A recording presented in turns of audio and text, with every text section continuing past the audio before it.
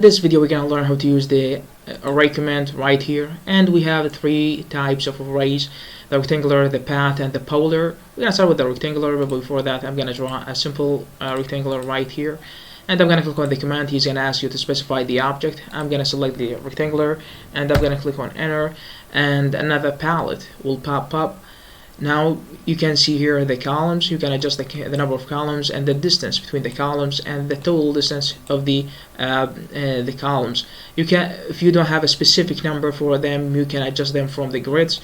You can just from here. This is for the distance between the columns, and this is for the total distance of the array, just like that. And the same for the rows. You can adjust them from these grids.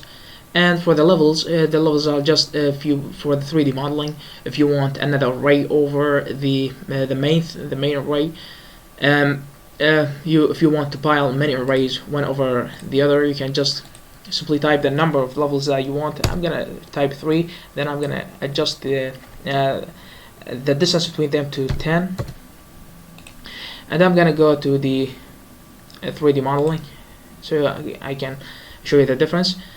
You can see right here for this grid, I can change and adjust them so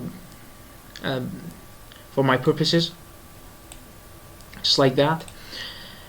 Now the associative command simply allows you to select the whole array by clicking on any object and made a specific adjustment to the whole array. What I mean by that, if I close this and click on any object, I'm going to select the whole array. But if I make it unassociated by selecting it, then go into home, then explode it, I can now make any adjustment without affecting the main or the other objects right here.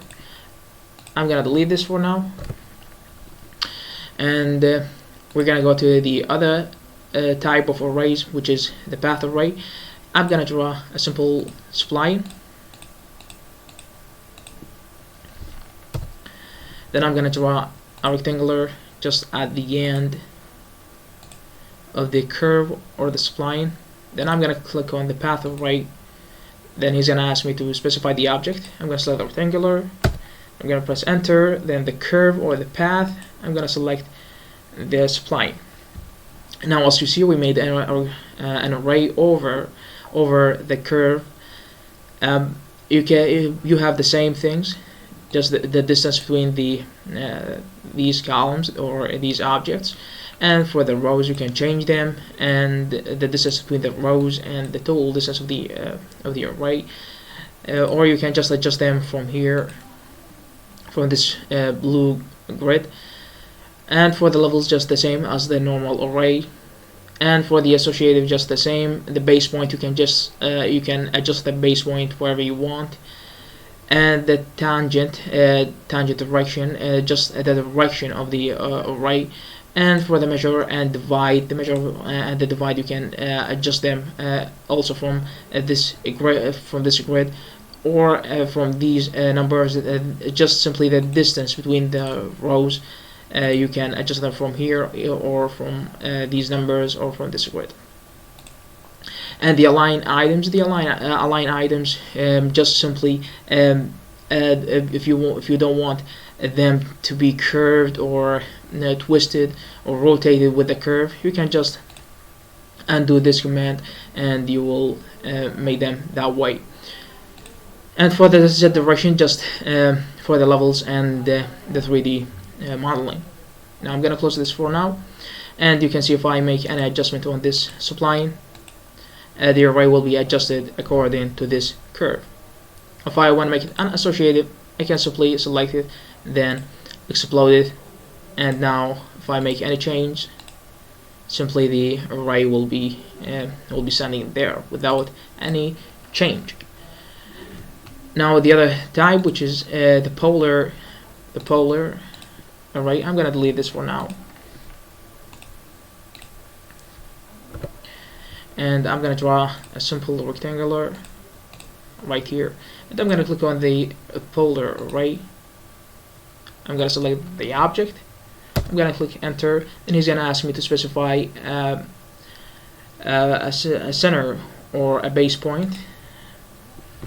Now, as you see, the number of items, you can adjust them, and the angle between the angle of these objects where you want them, and if I may, and the fill, you can specify the angle that you want to be filled. I'm gonna choose the 90. You can see that the program filled this specific angle.